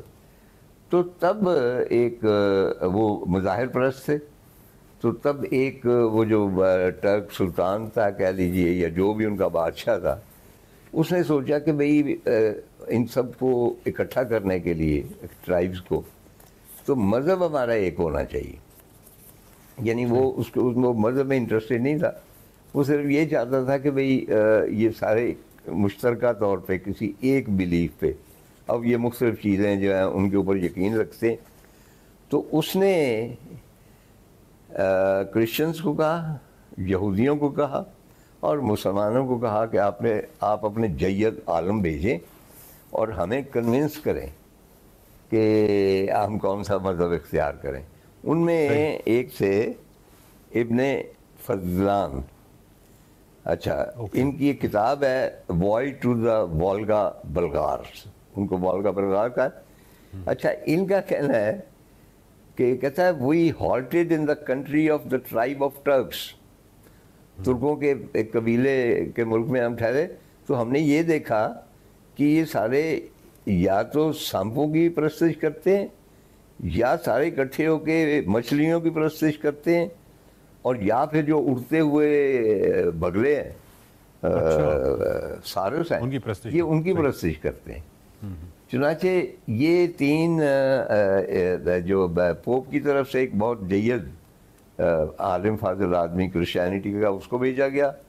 यहूदियों की तरफ से जेरूशलम से एक बंदा भेजा गया, और मुसलमानों से ये अबुल फजल जो थे इनको भेजा गया, ये भी बहुत स्कॉलर थे। तो वहाँ पे गुफ्तगू हुई, तो बाद में उस टर्कश ने, जो बादशाह जो भी था उस ज़माने का, कोई 1000-1500 साल पहले, तो 1500 से कम ही होगा क्योंकि मुसलमान, तो उसने कहा कि मैं यहूदी होना पसंद करूँगा, हम यहूदी हो जाएंगे। ये मेरे लिए नई चीज़ थी कि टर्क्स पहले मुसलमान नहीं हुए, वो पहले यहूदी हुए। तो उनको पूछा गया कि आपने समझा कि ये कंपैरेटिवली ज़्यादा सच्चा मज़हब है, इसलिए कहने लगा नहीं, मैं अब इतनी उनकी तफसील कहाँ सुन सकता था, ना मेरे पास टाइम था कि उनकी वो बहस सुनता जो कि ये फला हमारी किताब में ये लिखा है, वो कहता फलानी किताब में ये लिखा है। मैंने ये किया कि मैंने एक ईसाई को और एक मुसलमान को इकट्ठा किया। मैंने कहा अच्छा तुम ये बताओ कि ये ईसाई अच्छा है या ये मुसलमान अच्छा है। तो दोनों ने एक दूसरे की बदतारीफी की। उन्होंने कहा यहूदी इनसे बेहतर है। उसके बाद मैंने अलग अलग पूछा तो सब ने यही कहा, क्योंकि वो ये नहीं चाहते थे कि वो ईसाई ये नहीं चाहते थे कि ये मुसलमान हो जाए, मुसलमान ये नहीं चाहते थे कि वो ईसाई हो जाए। चुनाचे मैंने कहा सोचा मैं यहूदी हो जाऊँ। चुनाचे ओरिजिनली टर्क्स जो थे जू थे, मतलब इसमें पहली मरतबा मुझे मालूम हुआ। उसके अलावा बहुत तफसील है वर्ल्ड हिस्ट्री की, और उसमें जो मेजर पार्ट है ना एक्चुअली जी जी वो है घोड़े, क्योंकि सेंट्रल एशिया में घोड़े बहुत थे। आज भी वहाँ घोड़ा खाया जाता है, स्टेपेज है, मैदान है, और मतलब कि वहाँ पे बाकी मवेशी नहीं है। और उसके बाद मुख्तलिफ इसकी शाखें जो थीं वो मुख्तलिफ मुल्कों में जाती थी। इसका जो स्ट्रेस है ना सिल्क रोड का, इसने मुख्तलिफ सिल्क रोड्स लिखी हुई हैं, यानी एक नहीं लिखी हुई, और वो हर एक में अलग-अलग वो बताता है कि इस सिलसिले में क्या हुआ। ये बुनियादी तौर पे ट्रेड की किताब है कि किस तरह तिजारत जो थी वो असरअंदाज हुई उस अहद की हिस्ट्री पे, रोम पे कैसे हुई, जो बजंतीन था उसके ऊपर कैसे हुई, इंडिया के ऊपर कैसे हुई। चुनाचे ये वो टिपिकल किताब नहीं है, लेकिन इसको पढ़ने के लिए बहुत बड़ा जिगरा चाहिए, क्योंकि ये बहुत तफसील में जाती और on and off concise history of the world आती रहती है। गिबन्स की decline and fall of the empire तो है ही, और मुख्तलिफ चीज़ें जिस तरह नहीं तो एक फरीदुद्दीन अत्तार का जो तर्जुमा है बंतकुल तैर का, वो हर 2-4 साल के बाद कोई नया बंदा आ जाता मुतरजम का। इसी तरह हर 2-4 साल के बाद कोई एक शख्स एक नई हिस्ट्री लिखता है अपने पर्सपेक्टिव से। तो ये वो नई हिस्ट्री है, द सिल्क रोड्स, पीटर फ्रैंकोपैन। बहुत बहुत शुक्रिया तार साहब। और नाज़रीन, बात यह कि हमने पूछा सवाल शाहरा रेशम के हवाले से था, लेकिन कितनी खूबसूरत किताब एक बरामद हुई, द सिल्क रोड्स। और ये किताब जो है ये पाकिस्तान में अवेलेबल है और ये हाईली रिकमेंडेड है, बहुत ही खूबसूरत किताब है, ज़रूर देखिएगा, ज़रूर पढ़िएगा। शाहरा रेशम जो है वो एक शाहराओं का एक इतना बड़ा सिलसिला, और फिर उनकी एक पूरी तारीख़ और किस तरह कल्चरल और मुख्तलिफ फ़लूम एक्सचेंज हुए और कैसे तहज़ीब जो है वो पनपी, ये बहुत ही कमाल, बहुत ही खूबसूरत किताब हो सकती है। मैं भी पढ़ूंगा, आप भी ज़रूर पढ़िएगा। और तार साहब से बात करने का यही फ़ायदा होता है कि वो कोई ना कोई ऐसी नई चीज़, कोई ना कोई नई किताब, कोई ना कोई नया रेफरेंस, कोई ना कोई नया हवाला हमें बहुत अच्छा मिल जाता है। अगले हफ्ते निकले तेरी तलाश में फिर मुलाकात होगी और मुस्तनसर हुसैन तार साहब से हम फिर कोई बहुत ही इंटरेस्टिंग सवाल पूछेंगे। बहुत शुक्रिया। Welcome back. अब उस मुलाकात की बारी है जिसका तस्करा हमने टॉप ऑफ द आवर किया था। मॉडल हैं, अदाकारा हैं, बल्कि इसके साथ साथ होस्ट भी रह चुकी हैं। हमारे साथ इस वक्त मौजूद हैं बहुत ही जानी मानी रिदा असफहानी, अदाकारा हैं, और 2011 में इन्होंने रोग ड्रामे से करियर का आगाज़ किया था और फिर कई ड्रामों में अपनी अदाकारी का लोहा भी मनवाया। करियर में कुछ मुश्किलात भी आई, मगर रिदा उनको पसे पुष्ट डालती रहीं और फिर सिल्वर स्क्रीन पर भी जलवागर हुई और एजेंट अनीला का किरदार उन्होंने निभाया। इसके साथ मेज़बानी के फ़राइज़ भी सरअंजाम दे चुकी हैं, इसके साथ कई सीरियल में भी काम कर चुकी हैं, और रिदा असफहानी इस वक्त हमारे साथ स्टूडियोज में मौजूद हैं। जी हाँ, उनसे बात करते हैं। अस्सलाम वालेकुम रिदा, गुड मॉर्निंग, कैसी हैं आप? वालेकुम सलाम, good morning. Thank you so much इतने प्यार से इंट्रोड्यूस करवाने के लिए, that really means a lot. Rida, सबसे पहले तो थैंक यू कि आपने हमारे लिए वक्त निकाला, एक्सप्रेसो में आपने हमें ज्वाइन किया। मुझे बताएं आजकल क्या एक्टिविटीज़ हैं, क्या मसरूफियात चल रही है? आजकल लाइक ड्रामा साइड ही चल रहा है, एक्टिंग से रिलेवेंट ही चीज़ें हैं, बट थोड़ा सा डिफरेंस ये है कि अब OTT की तरफ भी रुख कर लिया है, क्योंकि मुझे लगता है आज के दौर की ज़रूरत है और अच्छा काम हो रहा है तो आई थिंक करना चाहिए। डिजिटल तो वाकई ज़रूरत बनता चला जा रहा है, लेकिन क्या कोई शिकवे शिकायत पहली इंडस्ट्री से जो OTT की तरफ चले गए, या सिर्फ ये फाइनेंशियल बेसिस पे डिसीजंस से? आई थिंक शिकवे शिकायत इज़ ऑलवेज देयर, कोई कहता है कोई नहीं कहता, बिकॉज मुझे लगता है कि if you are spending that much time on your sets, you know 12-14 घंटे का शूट, तो वो आप अपनी फैमिली से ज़्यादा, घर से ज़्यादा टाइम तो वहाँ स्पेंड कर रहे होते हैं, तो होती हैं कुछ चीज़ें, बट मुझे लगता है कि जो बेसिक्स हैं वो ठीक रहनी चाहिए। बट OTT का जो डिसीजन था वो एक टोटली एक इत्तेफाक था। UK से मुझे एक ऑफ़र हुई, स्क्रिप्ट बहुत ज़्यादा अमेजिंग, कुछ डिफरेंट था, लाइक वो कुछ जो हमारे ट्रेडिशनल ड्रामाज हैं दे आर वेरी गुड अपनी जगह पे, यू नो, बट कुछ डिफरेंस तो चाहिए होता है ना, तो वो कुछ मिस्टीरियस टाइप का एक कंटेंट था जो कि मुझे बहुत अच्छा लगा। फिर कुछ चीज़ें थी, रिजर्वेशंस थी, मैंने कहा ये कैसे होगा, बट क्योंकि director is from Lahore Pakistan and he is a very good director, Abid Ali बहुत अच्छे एक्टर भी हैं, तो he made me like comfortable कि जब मेरी उनसे, अच्छा मज़े की बात, हम सेम कंट्री से हैं बट हमारी कभी नहीं मुलाकात हुई थी, तो उनसे जब मेरी, हम जूम वीडियो कॉल्स करते थे बिकॉज हमारे पास नॉर्वे से एक्टर्स, स्वीडन से एक्टर्स, UK से, सो दे वर प्रोड्यूसर्स देमसेल्व्स प्लस एक्टर्स। अच्छा वो वहाँ के टॉपर्स हैं इन अ वे के, कोई टिकटॉकर है, कोई इन्फ्लुएंसर है, यू नो, हाँ, सो दे वर ऑलरेडी वर्किंग, और कुछ को तो अवार्ड्स भी मिले हुए थे, जिसमें खुर्रम इफ्तिखार हैं, शैडी हैं, रानी हैं, बहुत सारे लोग थे। दे वर वेरी गुड पीपल। कुछ हमारे पास लाइक इंडिया से भी कास्ट क्रू था। तो जब उन्होंने, डायरेक्टर जो आपका होता है ना, कैप्टन ऑफ द शिप, जब उन्होंने मुझे कहा ना कि नहीं Rida if you are not comfortable, मैंने कहा मुझे वापस आके वही दुपट्टा पहन के बहू बनना है, यू नो, सो प्लस हमारा रिलीजन, प्लस हमारा culture, you know, everything is there. तो कहा नहीं, हम इसको यूँ नहीं करेंगे, हम इसको यूँ शूट कर लेंगे। तो वो जूम वीडियो कॉल्स पे हम रिहर्सल्स करते रहे। देन लास्ट ईयर सेप्टेम्बर में मैं गई UK, हमने शूट किया, that was a great experience. वो इतना अच्छा था कि अब दोबारा जा रही हैं। ज़बरदस्त, दोबारा जा रही हैं। अच्छा, डिफरेंशिएट कैसे करेंगी उस एक्सपीरियंस को यहाँ के काम के एक्सपीरियंस से? That's a very good question. Differences हैं, बिकॉज मुझे लगता है कि अगर मैं ये कहूँ कि दे वर मोर प्रोफेशनल तो गलत नहीं होगा। बिकॉज देखिए, आपको पता है कि शूट पे तो हर्डल्स आते ही हैं ना, हमेशा जो आपने प्लान किया होता है या प्रोड्यूसर ने, वो चीज़ वैसे कभी भी नहीं होती।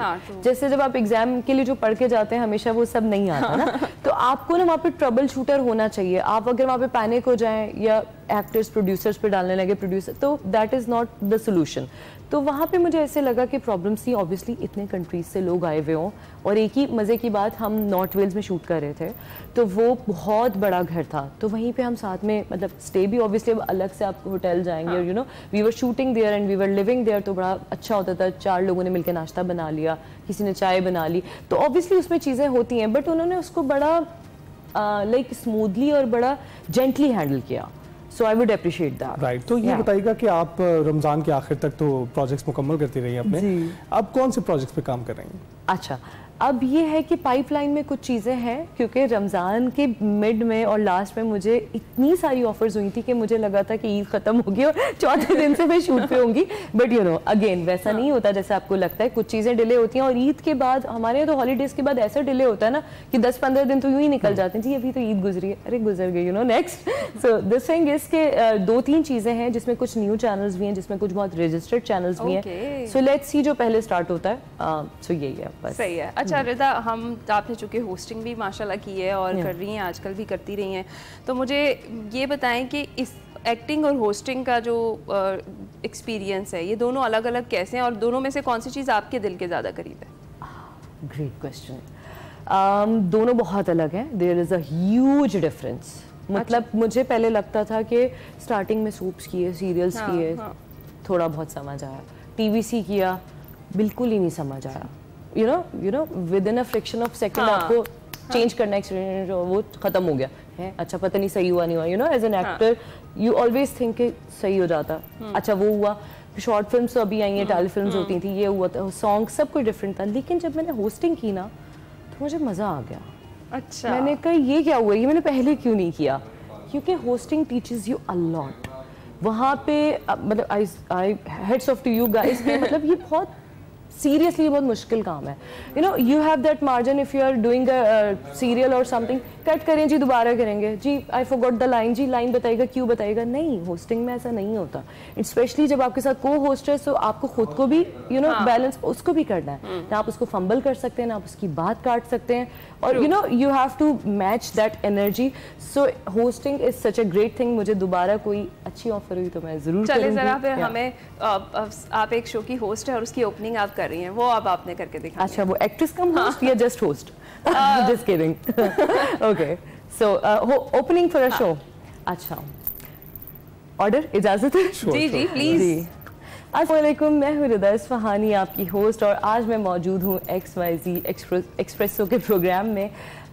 देखिए, मुझे बहुत अच्छा लगता है जब आप मेरे शो पे आते हैं, क्योंकि बहुत सारी बातें ऐसी होती हैं जो हम नहीं कर पा रहे होते, लेकिन हमारे पास कुछ सेलिब्रिटीज़ ऐसे होते हैं, कुछ गेस्ट ऐसे होते हैं, सितारों की दुनिया में कुछ ऐसे सितारे होते हैं जो हमारे पास ज़मीन पे नशिस्त पे मौजूद होते हैं, जिनसे हम आपकी मुलाकात कराते हैं, तारुफ कराते हैं। तो देखते हैं आज हमारे साथ कौन है। हिना, अस्सलाम वालेकुम, बहुत प्यारी होस्ट हैं, बहुत प्यारी दिखती हैं, ड्रेसिंग सेंस बहुत अच्छा है, आपने इनको बहुत देखा हुआ है, अंदाज़े तकल्लुम तो बहुत ही खूबसूरत है। कैसी हैं आप? मैं बिल्कुल ठीक हूँ, थैंक यू सो मच। अब हमसे अभी आपने थोड़ा कोशिश कर दें कि अदाकारी करके दिखाएं, क्योंकि हमें बिल्कुल नहीं आती अदाकारी। How did you manage it? एक स्क्रीन पर जहाँ पर आपको ये मुख्तलिफ जहते हैं काम करने के लिए, मॉडलिंग, अदाकारी और फिर होस्टिंग, तीनों बहुत मुख्तलिफ एक दूसरे से, तो ये आपका प्यार है स्क्रीन से या स्क्रीन का प्यार है आपसे, जिसकी वजह से आप कुछ भी कर पाती हैं? That's really sweet of you, ये आप लोगों की मोहब्बत है जो आप इतने कॉम्प्लीमेंट्स दे रहे हैं। आई विश मैं भी ये सारी बातें आपसे कर सकूं। नो डाउट अल्लाह ताला आपको और तरक्की दे। आप लोग खुद बहुत यू नो अच्छे होस्ट हैं, सेटल्ड हैं, काम हैं, सुन रहे हैं। मोस्टली ये होता है आप होस्ट से बात करें, उन्होंने सवाल किया, आपने भी जवाब देना शुरू किया, आप पे कर लो। उसके पीछे कुछ मजबूरियां भी कभी कभी हो जाया करती हैं, लेकिन वैसे यूजुअली यू नो हाँ वो कभी कभी that make sense, but you no एक वो टेम्परामेंट होता है ना, तो वो बंदा कहता है अच्छा, क्योंकि थोड़े टाइम पहले ना बहुत ज़्यादा एक्टिंग करके मैं भी ऐसी हो गई थी, टा मेरी अम्मी ने कहा रिलैक्स, सेट पे नहीं हो बेटा, कैमरा बंद है। मैंने कहा अच्छा ओके, यू नो सो हो जाता है। लेकिन बात ये है कि आपने मॉडलिंग का जिक्र किया, एक दफ़ा मैंने रैम्प किया था, एक ही दफ़ा किया, बहुत मुश्किल काम है। हिना मैं बता रही हूँ, मुझे लगता है मेरा वो टेम्परामेंट नहीं है, क्योंकि आपको कोई भी ड्रेस, अच्छा मुझे तो उन्होंने बड़ा एलिगेंट और वो साड़ी और वो बड़ा उन्होंने मेरा लिहाज किया था कि उनको पता था एक्ट्रेस है और मैंने रिक्वेस्ट भी कर दी थी, लेकिन वो इतना फनी सीन हुआ कि नहीं शेयर इट, छोटा सा वाकया था वो उन्होंने, अच्छा आप पहली दफ़ा, अच्छा मैं ना थोड़ा ज़्यादा एज्यूम करती हूँ, मेरी आदत है, वो ना ओपन था सारा और वहाँ पे उन्होंने वो लगाया हुआ था रैम्प, ऊपर ना उस पर ओस पड़ गई। अच्छा मैं ये सोच रही हूँ कि मॉडलिंग में ना शायद थोड़ा ये ऐसा होता होगा, फ्लोर उस पर चल रहा होता होगा और वो टास्क होता होगा, यू नो आपको हील्स पहन के उस पर कह रही, और जैसे ही मैंने पहला पाँव रखा ना तो मुझे लगा कि रिदा गई, क्योंकि मैं तो वैसे भी गिर जाती हूँ, नॉर्मली भी चोटें लगती रहती है ना, ब्रूजेस होते हैं बॉडी पे, पहला पाँव रखा ना है ना वो यूँ हुआ ऊपर से साड़ी, बट हमें हमारे मेंटोर्स ने, हमारे डायरेक्टर्स ने सिखाया है, नो मैटर आपके साथ कुछ भी हो जाए, ये एक्सप्रेशन लूज नहीं होना चाहिए, आप स्टेप भूल रहे हैं, sometimes you are dancing, sometimes you are fighting, whatever you doing, अगर आप मिस कर दो ठीक है जाने दो, यू नो फेस नहीं लूज होना चाहिए। फिर मैंने वो थोड़ा वो होता है ना मैहुना टाइप वो जो था वो मैंने किया, और अल्लाह जानता है ये आपको, आपने कहा ना स्क्रीन का प्यार, लोगों ने कहा आपने कितने अच्छे एक्सप्रेशन दिए, मैंने कहा है मेरी तो दिमाग में वो चल रहा था कि मैं अब गिरी, but thank God it managed, but उसके बाद मैंने उनको कहा जी सॉरी। तो रिदा अब आप ही की तरह जो इतनी सारी चीज़ों में किस्मत आजमाई करना चाहती, कोई पैगाम देना चाहेंगी उनको? हाँ मैं उनको ये कहना चाहूँगी कि आप अपने काम से प्यार करें, बिल्कुल करें, लेकिन जहाँ तक चीज़ें आपके लिए जस्टिफाइड है गो फॉर इट, जहाँ पे आपको लगता है कि मतलब ज्यादती हो रही है, ज्यादती ना भी कि मैं हो सकता है use a wrong word, but the thing is कि आपको ना अब मुझे ऐसा लगता है जिंदगी गुजारने के लिए ना आपको सब कुछ चाहिए, जो कहते हैं ना पैसे नहीं चाहिए, बिल्कुल झूठ बोलते हैं मैं आपको सही बता रही हूँ, SRK king Khan, he is my all time favourite, first and last crush of my life, मैं हमेशा उनका नाम लेती हूँ, वो बंदा SRK, उसको क्या जरूरत है, he is the richest man, you know he has got that fame everything, वो कहते हैं भाई पैसे जरूरी हैं, हाँ बिल्कुल है, being greedy and you know be smart, there is a difference, तो आप शौक पूरा करें, जरूर करें, मॉडलिंग करें, एंकरिंग करें, होस्टिंग करें, सब कुछ करें, लेकिन आप ये देखें कि आपको वो चीज आपके मतलब बैंक बैलेंस कुछ आ रहा है, यू नो आपको कुछ हो रहा है, नहीं होता है तो आप उसके साथ कुछ और करें, पैशन नहीं जाता उसको रखें, but you know need to balance. Thank you so much, very talented Rida Isfahani हमारे साथ स्टूडियो से, और इतनी मज़ेदार गुफ्तगू, हमने सुबह सुबह आपका जो सुबह वाला मूड है ना वो बहुत अच्छा कर दिया, ये मुझे यकीन है, क्योंकि हमारा बहुत अच्छा हो गया। हम ब्रेक पर जाते हैं जी, कुछ ही देर में वापस आएंगे। ना बोल बैठी हुंदे खसम नाराज बड़ बोलियां दे, बोली कांते कोयल दी दस दे,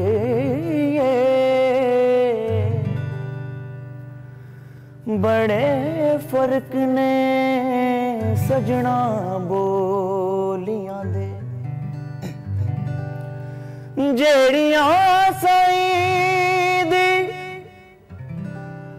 नजर मंजूर होइयां ने, पल्ले परदे ने उन्हां गोलियां दे, कोई कतनियां रूमाया वो एक सोना तू लगने, वो दूजा फेर भी तू माया,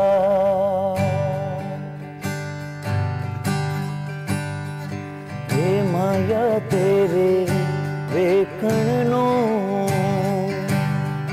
वे माया तेरे वेखण नूं, रुक चरखा गली दे विच डावे लोकां पानी महकत दी,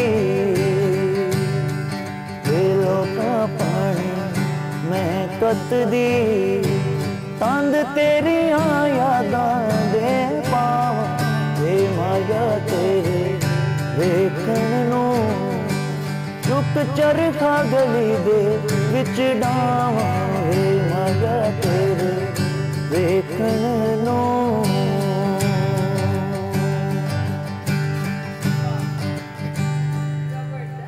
जनाब हमारे साथ मौजूद हैं स्टूडियोज में इंतहाई टैलेंटेड उभरते हुए गुलकार अली शेर और उनके साथ उनके गिटारिस्ट उमर रियाज हमें ज्वाइन कर चुके हैं। और जनाब अली शेर को आपने सोशल मीडिया पर देखा होगा, इंस्टाग्राम पर तो ज़रूर ही देखा होगा, उनकी रील्स बहुत सारी वायरल हुई हैं। इस तरह से सूफ़ी कलाम जो है वो पढ़ते हैं और क्या दिल को छू लेने वाली इनकी आवाज़ है। इनसे बात करते हैं। अस्सलाम वालेकुम, गुड मॉर्निंग, कैसे हैं अली? वालेकुम अस्सलाम, अल्हम्दुलिल्लाह, आप सुनाएं? अल्हम्दुलिल्लाह ठीक ठाक। क्या खूबसूरत आप गा रहे हैं। और ये तो ज़रा बताएं कि जो यूएफ सीजन 4 विनर हैं आप, तब से सफ़र का आगाज़ हुआ या उससे पहले से? बेसिकली जब से मैंने कॉलेज स्टार्ट किया था, then that was the point when I came to know that there is something and should pursue, मुझे वो करना चाहिए। तो कॉलेज में एक हमारा कंपटीशन था, बेसिकली वो नात कंपटीशन था। अच्छा। तो वो मैं उसमें I stood first in that competition. When मैं यूनिवर्सिटी ऑफ एग्रीकल्चर में मैंने एडमिशन लिया, वहाँ पे प्रॉपर म्यूज़िक का सिस्टम था, म्यूज़िक सोसाइटी थी, टीचर्स थे, प्रोफेशनल्स जो सिखाते थे। तो उसको मैंने सोचा। फिर सीज़न 4 वॉइस ऑफ यूएफ हमारा होता है, सीज़न 4 वो हो रहा था, तो उसका मैं विनर था, वॉइस ऑफ यूएफ सीज़न 4 का। वहाँ से फिर जो है ना वो पॉइंट क्लिक किया और प्रोफेशनली करियर का आगाज़ किया। राइट। तो आपके वहाँ पर दोस्त, इस तरह एक दोस्त आपके उमर रियाज साहब भी यहाँ पर मौजूद है, गिटारिस्ट, आपको सपोर्ट करने के लिए यहाँ पर हैं। वहाँ सपोर्ट करने के लिए आपके साथ आपके दोस्त मौजूद थे जिन्होंने कहा कि you should pursue it? Yes, friends हमेशा साथ होते हैं, क्योंकि फ्रेंड होता ही वो है जो साथ रहे। हाँ। तो फ्रेंड्स हमेशा साथ थे। इवन जब मैं वॉइस ऑफ यूएफ नहीं बना था, तब भी वो कहते थे कि यार तू सिंगर है, तू बनेगा। और उनकी सपोर्ट से ही मैंने नॉमिनेशन सबमिट करवाई कि मैं जो है ना वो कंपटीशन में पार्टिसिपेट करूंगा। अल्हम्दुलिल्लाह अल्लाह ने इज़्ज़त दी। उसके बाद अभी तक जो है ना वो मैसेजेस आते हैं, कहीं भी मैं शो में परफॉर्म कर रहा हूँ या मेरा को पोस्टर वो सोशल मीडिया पे देख लेते हैं, तो वो फ़ौरन कहते हैं अली आपका शो है, हमें बताओ कैसे आना है, हम अटेंड करना चाहते हैं। तो दैट इज़ द मैटर कि फ्रेंड्स जो हैं वो हमेशा साथ। दोस्तों का तो आपने बताया, फैमिली का बताएं, शुरू से सपोर्ट रही फैमिली की या फिर आगाज़ में उन्होंने कहा कि? बेसिकली जैसा कि आपको पता है मैं फैसलाबाद से हूँ, तो फैसलाबाद में म्यूजिकल बैकग्राउंड होना जरूरी नहीं है, वहाँ पे हर बंदे को म्यूजिक की समझ है। फैसलाबाद में सुर बहुत टैलेंटेड लोग होते हैं। फैसलाबाद में सुर है, तो वहाँ पे मेरा कोई ऐसा म्यूजिकल बैकग्राउंड नहीं है। मेरी फैमिली का कोई दूर दूर तक म्यूजिक नहीं करता, लेकिन व्हेन आई स्टार्टेड, लेकिन सुनते हैं, मतलब उन्होंने अच्छे गाने वालों को सुना और उनकी तारीफ की। तो जब मैंने स्टार्ट किया, जब मैंने यूनिवर्सिटी कॉलेज लेवल पे मैंने स्टार्ट किया, तो वो हमेशा एक ही बात कहते थे कि बेटे अच्छा करना जो भी करना। तो वहां से एक मतलब फैमिली का ऐसे नहीं था कि ये क्या तुमने शुरू कर लिया है, तुम किस रास्ते पे निकल पड़े हो, ऐसा नहीं था। उन्होंने सपोर्ट किया, उन्होंने जस्ट ये कहा कि तुम अपने फैसले कर सकते हो, now you are the one who can decide what to do in future. Independence और कॉन्फिडेंस देना ये माँ बाप की जीत होती है, सिर्फ बच्चों की जीत नहीं होती। तो हम देख ही रहे हैं कि माशाल्लाह शानदार आप जो है परफॉर्मेंस करके दिखा रहे हैं और मनवा रहे हैं अपना।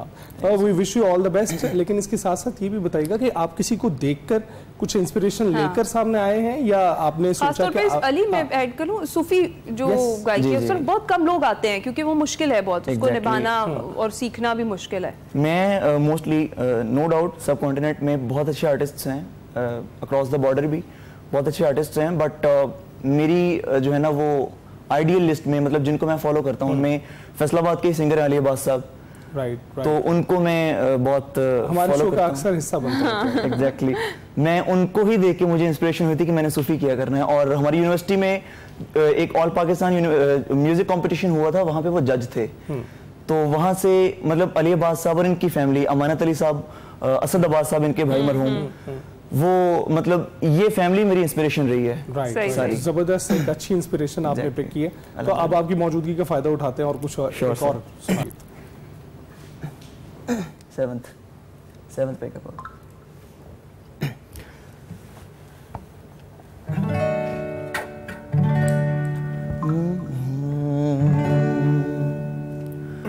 मोरा सया मुँह से बोले ना। शफ़क़त अमानत साहब का एक गाना है खमाज, मेरा फेवरेट एल्बम है। प्यार तुम्हें इतना करते हैं, प्यार तुम्हें इतना करते हैं, समझ नहीं पाओगे,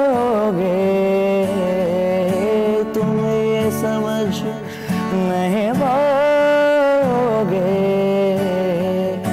जब हम ना होंगे तो पिहरवा, जब हम ना होंगे तो पिहरवा, बोलो क्या तब आओगे, बोलो क्या तब आओगे, मोरा सैया मुझसे बोले ना, मैं लाख जतन कर रे, लाख जतन कर रे, मोरा सैया मुझसे बोले ना, मोरा सैया मुझसे बोले ना। Thank you so much. ये बताएं कितनी खूबसूरत आवाज़, और आपने जो कंपटीशंस भी विन किए और सब कुछ। सोशल मीडिया का जो जर्नी है उसके लिए ज़रा मुझे बताएं कि कौन सा सबसे पहला गाना गाया था जो वायरल हुआ, और ऐसा हुआ कि आपने पोस्ट किया हो, रील पोस्ट की, और उसके बाद जब आप सुबह उठे हैं तो आपने कहा ये क्या हो गया? हम ना यूनिवर्सिटी में ना फ्रेंड्स जब मिलते ना कैफेटेरिया में बैठ गए तो वहाँ पे 3-4 गिटारिस्ट वगैरह और 5-6 वोकलिस्ट वगैरह बैठे हैं, तो वो जैमिंग सेशंस करते रहते हैं। तो वहाँ पे मजाक में एक वीडियो हमने रिकॉर्ड कर ली कि it's a good jam and I think we should record. तो हमने वो रिकॉर्ड किया, उमर भाई उसमें थे, हमारे और भी गिटारिस्ट उसमें थे, तो हमने वो रिकॉर्ड किया और हमने कहा कि हम सबके इंस्टाग्राम अकाउंट्स के साथ इसको कोलैब करेंगे।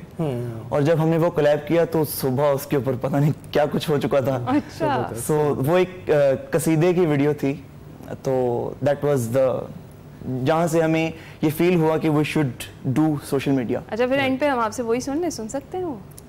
Sure why not. अच्छा, लेकिन जाने से पहले छोटा सा पैगाम दे दें उन सिंगर्स के लिए जो अभी परसू करना चाह रहे हैं, छोटा सा पैगाम। मेरे उस्ताद जी कहते होते हैं, उस्ताद अली रज़ा तवक्कल खान साहब, वो कहते होते हैं कि बेटे कभी भी हार नहीं माननी, अल्लाह ताला ने हर चीज़ का एक टाइम मुकर्रर किया हुआ है, आपने लगे रहना है, do your 100% and don't care for the results. Results की केयर नहीं करनी, अपना 100% देना है। खूबसूरत मैसेज है भाई, बहुत खूबसूरत मैसेज है। इसके साथ ही अली, हम आपके बहुत मशहूर हैं, जिसमें आपने हमें ज्वाइन किया, खुसूसी तौर पर आप आए फैसलाबाद से यहाँ पर हमारे स्टूडियोज़ में, और हम आपको बेस्ट ऑफ लक कहेंगे आपके फ्यूचर के लिए। हम जनाब आपसे इजाज़त चाहेंगे, आपसे मुलाकात हमारी होगी कल। अपना ख्याल रखिएगा, फीडबैक ज़रूर दीजिएगा। जाते जाते आपको छोड़े जाते हैं अली शेर के गाने के साथ। प्लगिंग करेंगे जी जी।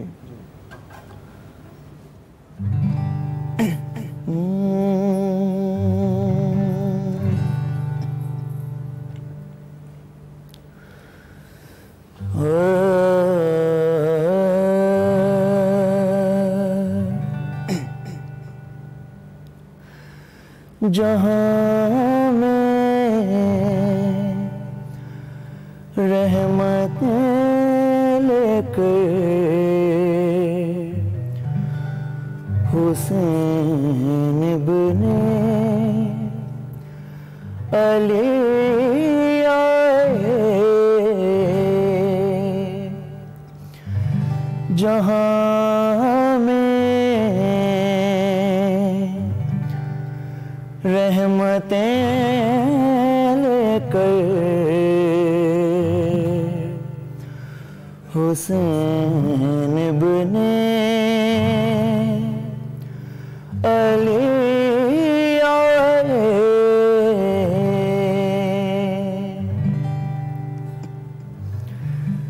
जहाँ में रहमतें लेकर हुसैन इब्ने अली आए, जहाँ